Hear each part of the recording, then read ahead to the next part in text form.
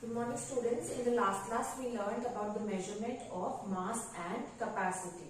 That is, we learned in the measurement of mass we learned about how to measure the weight of an object, and in the measurement of capacity we learned about how much liquid an object can hold, how much amount or volume of liquid an object can hold. And today we are going to learn about the measurement of time and the measurement of temperature, and it is on page number 130 in your books. So first of all we will start with measurement of time.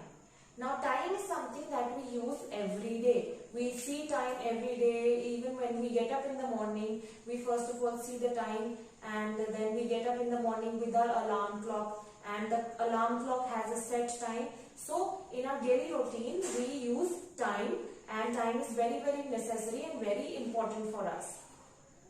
And we cannot imagine our lives without time, because it helps us organize, it helps us understand the days, the weeks, our life. So today we are going to learn about the measurement of time, how we are able to measure time. So as I said earlier, that time is very important in our daily lives. And in the earlier days it was measured by the movement of the sun. By noticing the movement of the sun, people used to tell at what time it is in the day.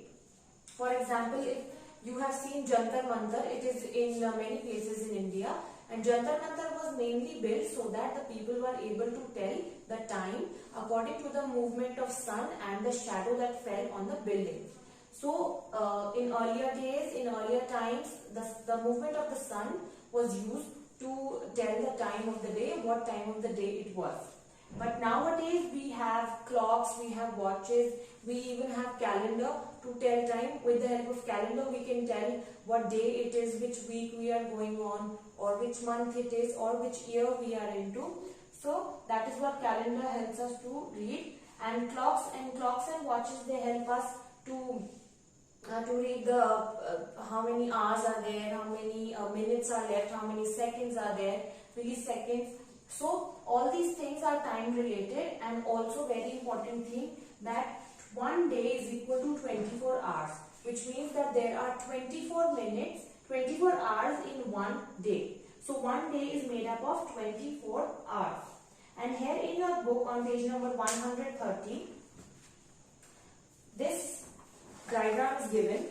This remember part is given over here. Please mark it, very important. It is very important. So now we are going to give it a read. 1 millennium is equal to 1000 years. So in 1 millennium there are 1000 years. 1 century is equal to 100 years. For example, when someone hits a century in a cricket match, the century means they have hit 100 runs. So 1 century means 100, and 1 century means 100 years.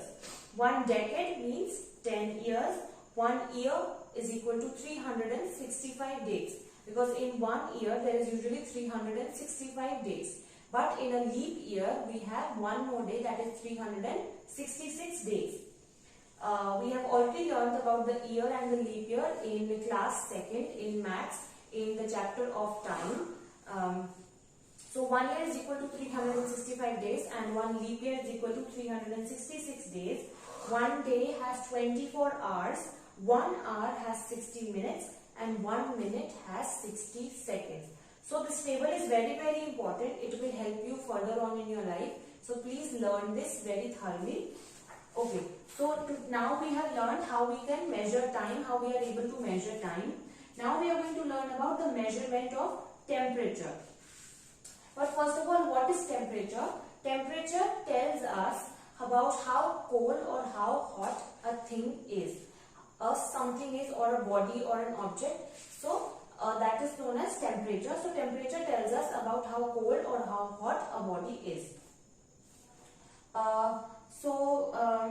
To measure temperature we use thermometers. Everybody has thermometers at home, and even if you don't, when you go to a hospital, if you have a fever, the doctor checks your body temperature with the help of a thermometer.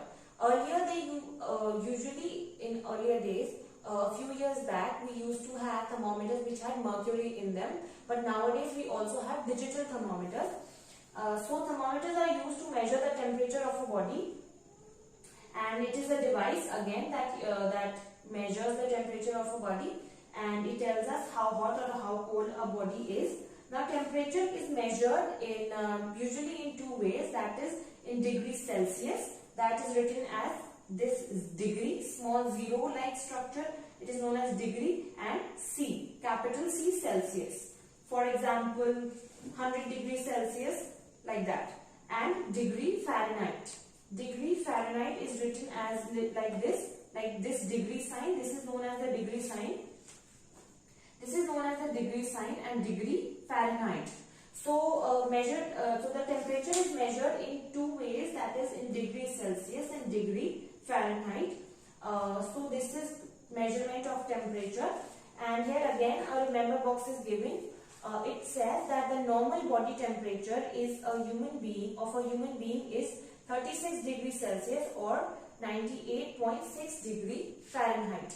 So please mark this important, that a normal human body's temperature is 37 degrees centigrade Celsius or 98.6 degrees Fahrenheit.